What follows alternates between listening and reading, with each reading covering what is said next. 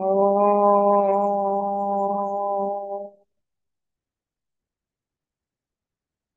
ఓ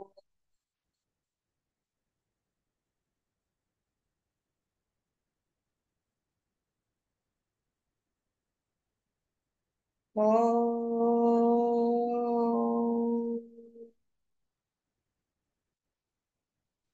గురు బ్రహ్మా గురుర్విష్ణు గురుర్దేవో మహేశ్వరः గురు సాక్షాత్ పరం బ్రహ్మ తస్మై శ్రీ గురవే నమః. నమస్కారం మాస్టర్. నమస్కారం మాస్టర్ ఈకే. నమస్కారం మాస్టర్ ఎంఎన్. నమస్కారం మాస్టర్ విపిఎస్.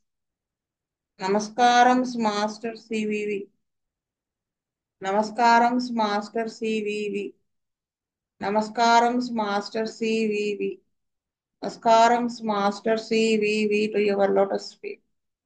మాస్టర్ సివివి నమస్కారం to your lotus. Vasudeva.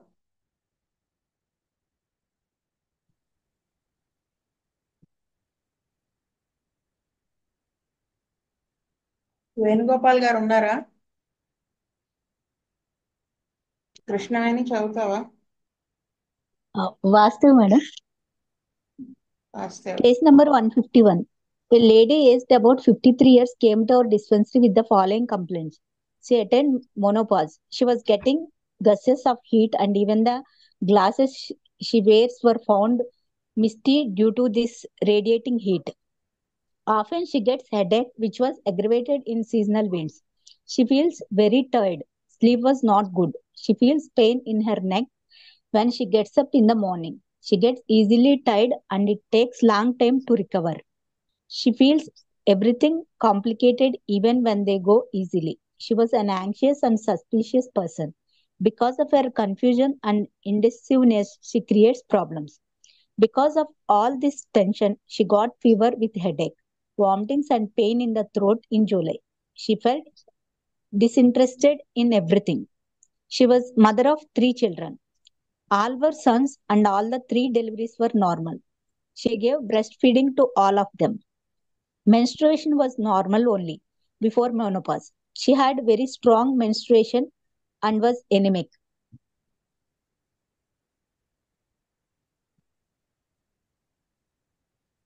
On 18 September 1995, Dr. E. Ananthakrishna prescribed Argentonitricum 203 doses with 1 month gap.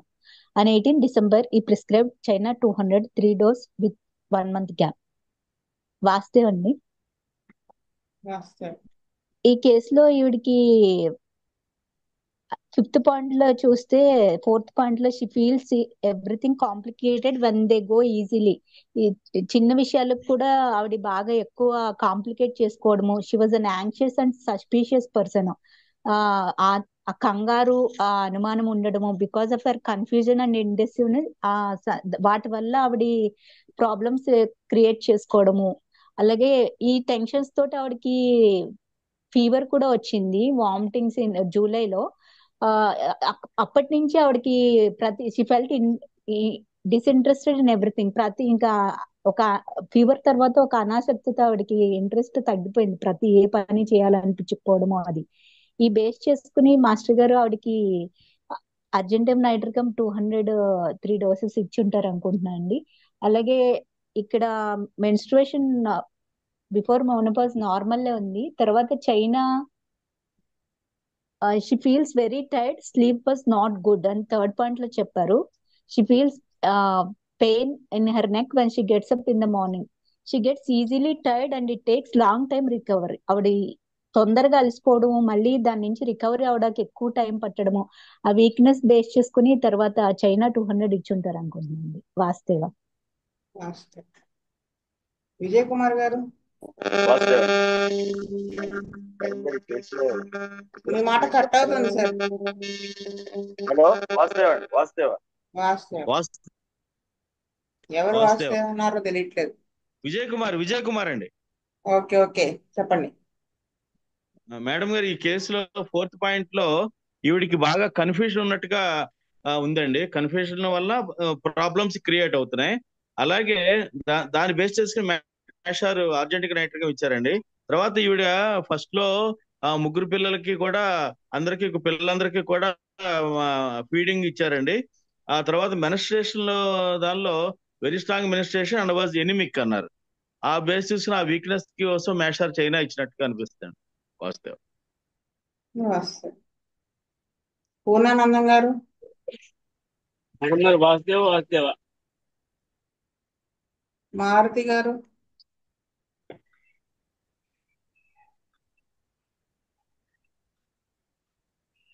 Kameswara Rao గారు. వాసుదేవ. విజయలక్ష్మి గారు. వాసుదేవ మేడం. అదే 4th పాయింట్ లో she feels everything complicated, confusion, ఇండెసిసివ్నెస్.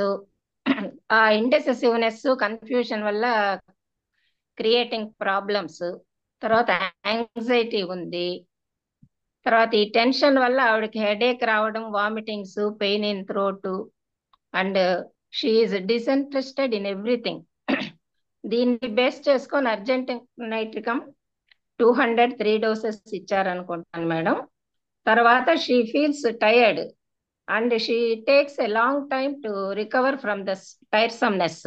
Sleep was not also good.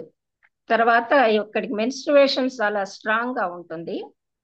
దీన్ని base చేసుకొని China ఇచ్చారని నేను అనుకుంటాను madam. Vasudeva.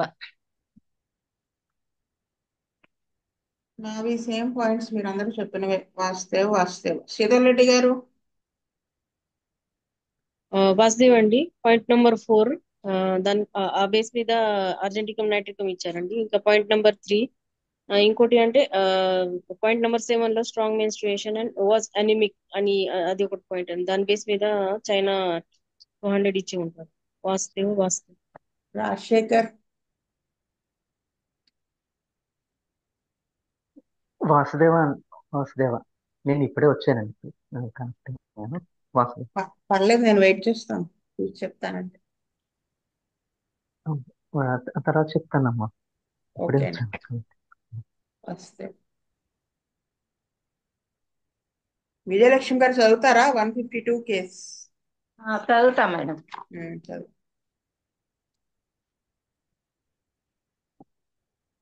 A man aged 42 years came to our dispensary with the following complaints. 5 years ago from now, once he jumped from a wall of 1 meter.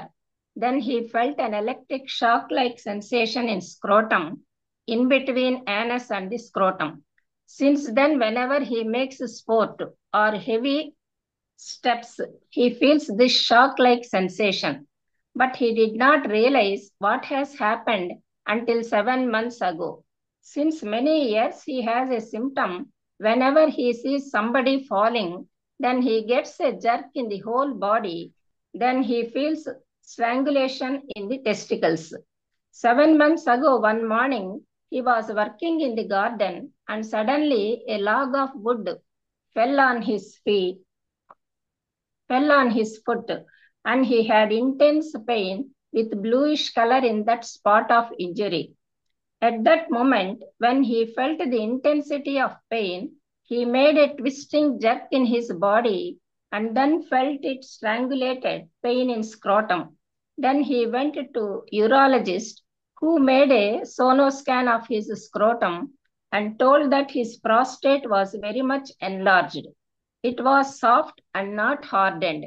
Then he was given antibiotics, but he got no relief even after many weeks.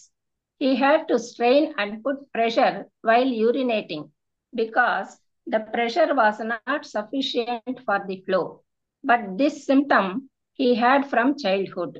When he found the treatment with antibiotic was ineffective, he went to a homeopath who gave many medicines, but he could not get any relief.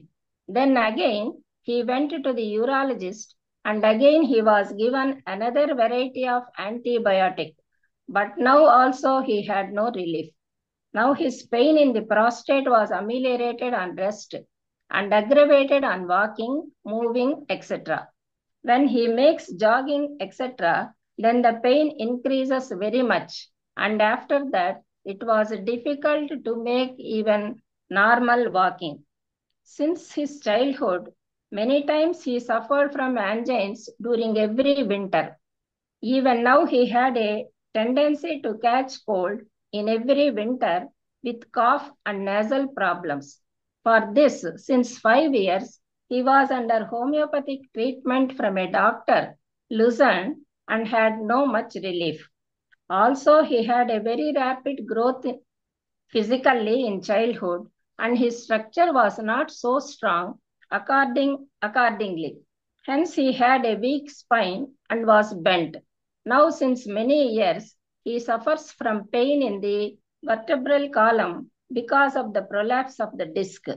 Since few months, he was feeling a piercing pain in his heart, and if it was pierced with a knife. He started to feel it all the time, and it was aggravated when he lies flat on his bed. Along with this, he feels cramps and pinprick-like pains in his fingers of hands and feet, and always he had to make a shaking movement to bring it to normalcy. He got the heart tested by ECG, and it was found normal. Since many months, he did not have proper sleep. He gets into sleep as soon as he goes to bed, and for 2 hours he sleeps deeply. Then he was woken up because of these pains, and then he could not sleep again. His skin was always inflamed on the face. He had to apply always a cream, otherwise the skin becomes dry and makes pricks. He had always pressure in the ears and need to blow air with the nose by closing the mouth. He takes every problem seriously. He could not control the rush of thoughts into his mind. In the night, his mind was filled and rushed in, and he could not stop thinking. He thinks too much, even on small problems. When he feels excited, he gets pain in stomach. His memory was very good, but since recently, he could not get the names of the persons whom he met on the same day. He developed a defect in the eyesight. He sees some dark spots before the eyes, and he had to remove these spots if he wants to see anything clearly. When he goes to urinate, he had to sit 10 minutes in the toilet. He passes large quantities of urine in thin but continuous stream. When he was 9 years boy, his father died of cancer in the lymphatic gland. He died at an early age, within 3 months of the appearance of cancer. He feels very hungry, especially it was much in the morning. In the evening, it was not very much. His stool was normal. Sometimes he has hemorrhoids. Spring season was very comfortable for him. The doctors were treating him since 6 weeks for his prostatitis with antibiotics, but without any result. He was desperate in his feeling. He feels that his disease was incurable. 3 years ago, he suffered for 6 weeks with pneumonia. First, it started with angina, and then it ended in pneumonia. 8 years ago, he underwent vasectomy. On 8/5/94, Dr. E. Ananthakrishna prescribed Hypericum 200 2 doses with 1 month gap. On 8th July, he prescribed opium 200 2 doses with 2 months gap. On 8th November, he prescribed tuberculinum 1M 1 dose. Vasudeva చెప్పండి. Madam, ఈ కేసులో ఇతని age 42 years. ఇతను 1 meter height ఉండేటువంటి వాళ్ళ నుంచి పడడం జరిగింది. పడడం వల్ల అతనికి అది ఒక షాక్ లాగా ఏర్పడి స్క్రోటంలో నొప్పి స్టార్ట్ అయిందనమాట. ఈ షాక్ అతనికి చాలా కాలంగా ఉన్నది. తర్వాత ఇతను యూరిన్కి వెళ్తే చాలా ప్రెషర్ ఉపయోగించాలా టు పాస్ ది యూరిన్. దానికోసం యూరాలజిస్ట్ కన్సల్ట్ చేస్తూ టాబ్లెట్స్ అవి తీసుకున్నాడు, అయినా కూడా నో రిలీఫ్. చైల్డ్హుడ్ లో ఫిజికల్ గ్రోత్ బాగానే ఉంది, కానీ ఫిజికల్ గ్రోత్ కు తగినంత స్ట్రెంగ్త్ ఇతని బాడీలో లేకపోవడం వల్ల వీక్ స్పైన్ గా ఉండడము, బెండ్ అవ్వడము, వర్టబ్రల్ కాలం పెయిన్ ఉండడం, ప్రొలాప్స్ ఆఫ్ డిస్క్, ఈ ప్రాబ్లమ్స్ అన్ని ఉన్నాయన్నమాట. తర్వాత ఇతనికి ఈసీజీ నార్మల్ గా ఉన్నప్పటికీ కూడా పియర్సింగ్ పెయిన్ ఇన్ హార్ట్, తర్వాత pin prick pains in fingers of hands and feet ఇవన్నీ ఉన్నాయి. స్కిన్ ఇన్ఫ్లేమ్డ్, చాలా ప్రాబ్లమ్స్ ఉన్నాయి. ఏజ్ మాత్రం 42 years. తర్వాత ఇతని mentality thinks too much for small problems, takes every problem చాలా సీరియస్ గా తీసుకుంటారు. Could not control the rush of thoughts even in nights. Memory good అయినప్పటికీ కూడా ఆ రోజు చూసినటువంటి వాళ్ళ పేర్లు కూడా ఇతను రికలెక్ట్ చేయలేకుండా ఉన్నాడు. ప్రాస్టేట్ గ్లాండ్ పెయిన్ వచ్చి రెస్ట్ గా ఉన్నప్పుడు అమిలియరేట్ అవుతున్నది, వాకింగ్ కానీ మూవింగ్ చేసినప్పుడు అగ్రవేట్ అవుతున్నది. తర్వాత మార్నింగ్ ఇతని ఆకలి ఎక్కువగా ఉంటున్నది. Stool normal, sometimes haemorrhoids ఉంటున్నాయి. స్ప్రింగ్ సీజన్ కంఫర్టబుల్ గా ఉంది. మాస్టర్ వచ్చి ఫస్ట్ ఏమో హైపరికమ్ 200 2 doses ఇచ్చారు ఆన్ 8/5/94.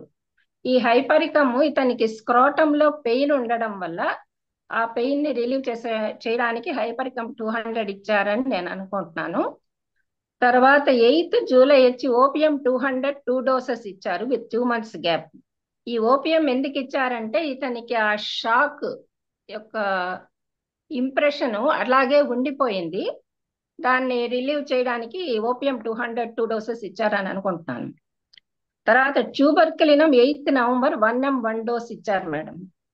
ఈ ట్యూబర్కులినం ఎందుకు ఇచ్చారు అనుకుంటుంటే ఇతనికి 42 years ఏజ్ అప్పుడే ఇన్ని ప్రాబ్లమ్స్ ఉన్నాయి.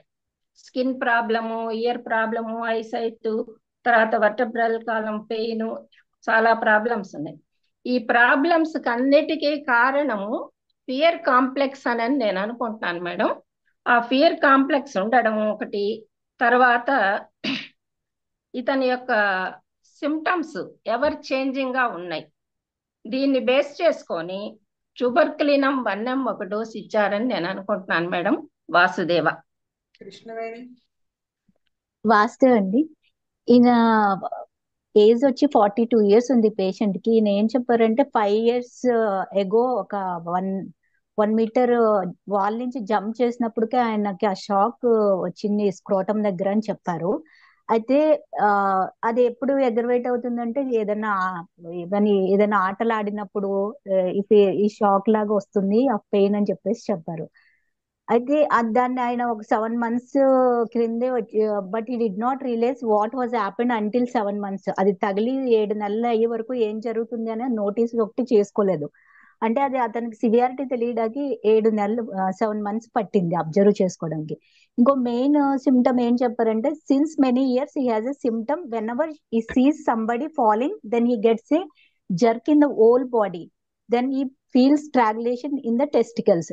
అతనికి అది ఎవరైనా పడిపోతున్నట్టు చూస్తే ఆ హోల్ బాడీలో ఒక జర్క్ రావడం అంటే ఒక ఫియర్ ఫ్యాక్టర్ ఒకటి ఉంది. దీనికి ఫస్ట్ కేసులో మాస్టర్ గారు హైపర్కమ్ 200 తో స్టార్ట్ చేశారు. ఇక్కడ సెకండ్ పాయింట్ లో ఏం చెప్పారంటే 7 months ago one morning he was garden లో వర్క్ చేస్తుంటే lag of food fell on his foot and he had intense pain with bluish color in the spot of injury. At that moment, when he felt the intensity of pain, he made a twisting jerk in his body and then felt a strangulated pain in scrotum. ఆ would పడడం వల్ల కాలు మీద అది చాలా intense గా pain వచ్చి bluish గా అయిపోయింది అంటున్నారు. ఆ నర్వస్ ది అది ఏమన్నా దాని రిలేటెడ్ గా ఫస్ట్ హైపర్కమ్ ఇచ్చి ఉంటారేమో నేను అనుకుంటున్నాను. ఆ ఇంటెన్స్ పెయిన్ వచ్చినప్పుడు కూడా ఆయనకి ఆ స్క్రోటం దగ్గర ఒక ఇలాగా స్టాగ్నేట్ అయిపోయినట్టు స్ట్రాగులేటెడ్ పెయిన్ వచ్చిందని చెప్పారు. ఆ పెయిన్ ఆయన అప్పుడు అబ్జర్వ్ చేసుకుని యూరాలజిస్ట్ దగ్గరికి వెళ్తే ప్రోస్టేట్ ఎన్లార్జ్ అయింది ఇదన్నీ చెప్పారు.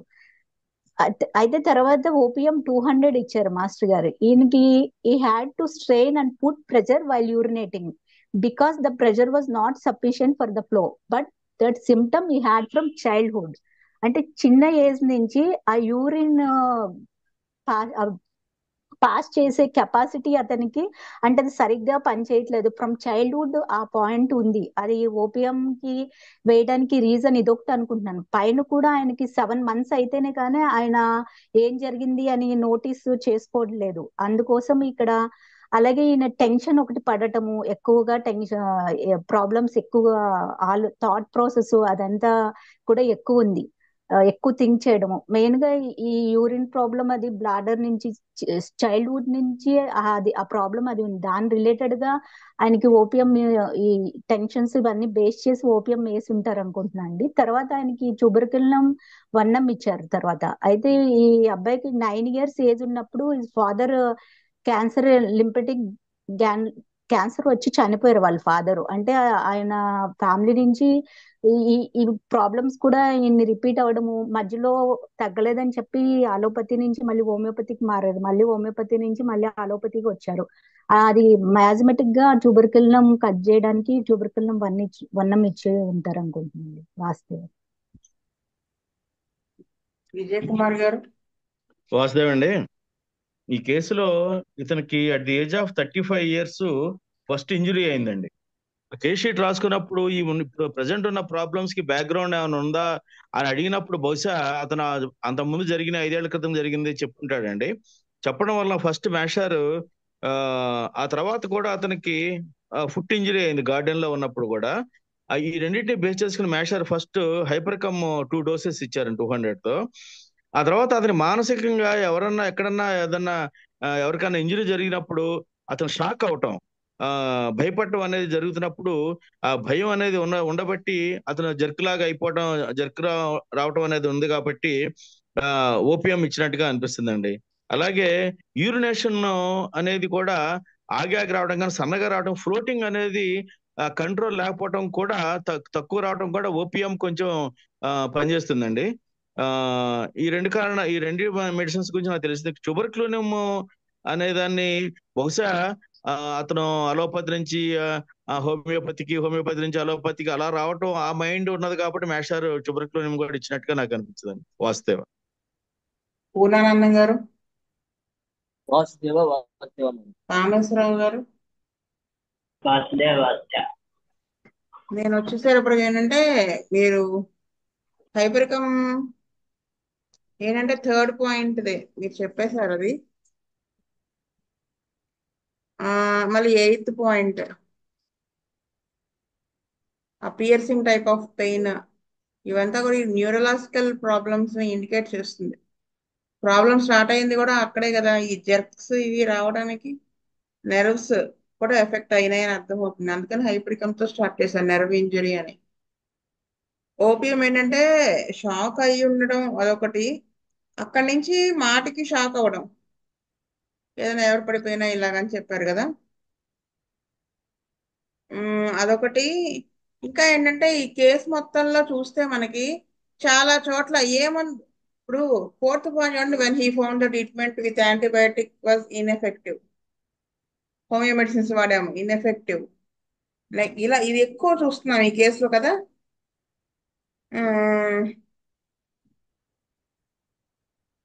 ఇంకా ఎక్కడ ఇన్ఎఫెక్ట్ మా పందులు పనిచేయట్లేదు అని ఎక్కడ వచ్చింది. ఇంకొక విషయం ఏంటంటే ఈ హైపర్కమ్ కి స్పైనల్ ప్రాబ్లం కూడా ఉంది. Since many years he suffers from pain in the vertebral column because of the prolapse of the disc. ఇంకా ఎక్కడో ఈయన మళ్ళీ అలోపతి వాడాను తగ్గలేదని చెప్పారండి. సో అందుకని అది కూడా దృష్టిలో పెట్టుకుని మాస్టర్ గారు ఓపియం వేసుంటారని అనుకుంటున్నాను. ఈ 2 కారణాలు. ట్యూబర్కులం అయితే 7th పాయింట్ ఒకటి కొంచెం ఇండికేట్ చేస్తుంది. ఏది rapid growth physically in childhood, ఈ structure was not so strong accordingly, అదొకటి. నెక్స్ట్ వచ్చేసి 6th పాయింట్ వింటర్ సీజన్ లో ఇవి రావడం, అంటే యాక్చువల్గా 1M వేశారు కాబట్టి మెంటల్ లెవెల్లోనే వేసుంటారు. నాకు మరి ఇంతకంటే ఏం కనిపించలేదు మైండ్ లో కూడా ఏమీ. నాకు చూపట్లేని మెంటాలిటీ ఏం కనిపించలేదు వాస్తవ ఇప్పుడు ఉన్నదానంత వరకు వాస్తవ. ఆ మందులు పనిచేయట్లేదు అంటే doctors were treating since 6 weeks prostatitis with antibiotics but no result అని చెప్పారు. ఇది కూడా ఒక కారణం. అంటే అది సల్ఫర్ తో ఈక్వల్ గా పనిచేస్తుంది అంటారు కదా ఓపియం.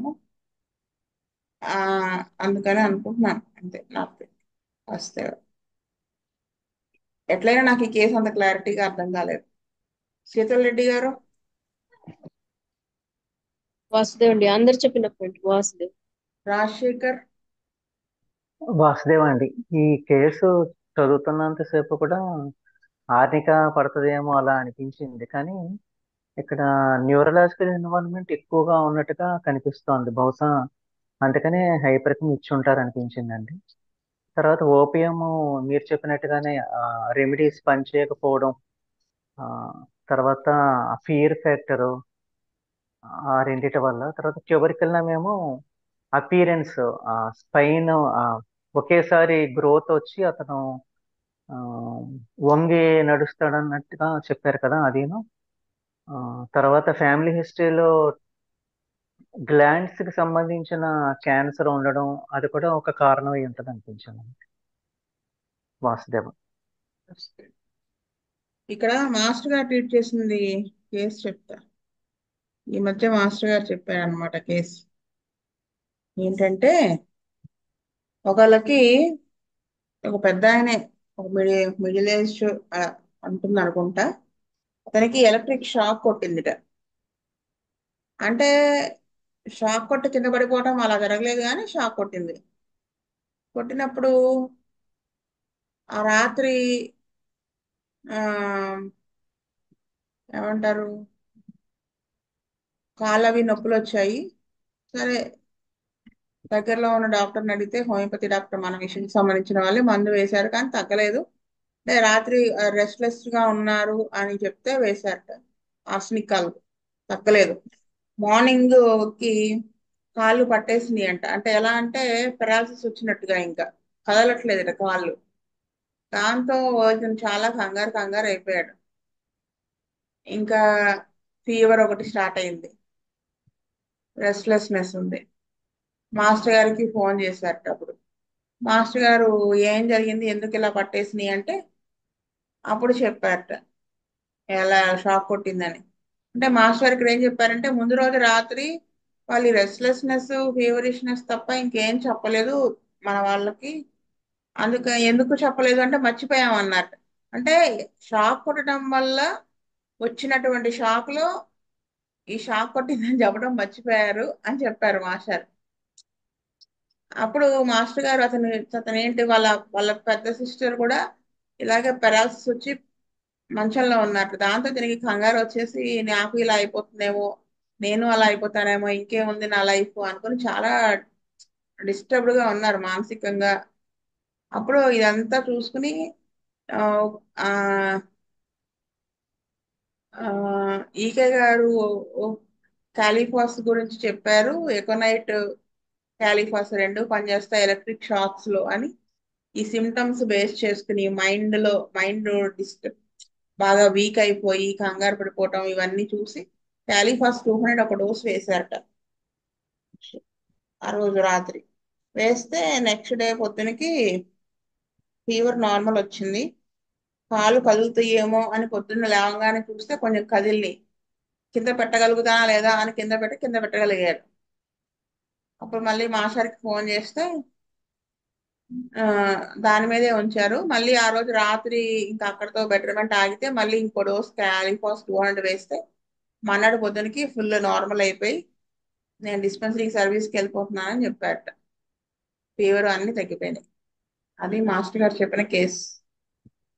ఇది మనము క్లార్క్ లో చదువుకుంటే బాగుంది. అంటే ఈ యాంగ్జైటీ వాళ్ళు ఏమనుకుంటారు మైండ్ సెట్ అదంతా దాంట్లో ఉంది. అదనమాట విషయం. వస్తే స్వస్తి ప్రజాభ్య పరిపాలయంతాం న్యాయేన మార్గేణ మహీమహీస్ గోబ్రాహ్మణేభ్యः సోమస్తు నిత్యం లోకా సమస్తా సుఖినో భవంతు. లోకా సమస్తా సుఖినో భవంతు. లోకా సమస్తా సుఖినో భవంతు. ఓం శాంతి శాంతి శాంతి. వాసుదేవ వాసుదేవ వాసుదేవ్ వాసుదేవ.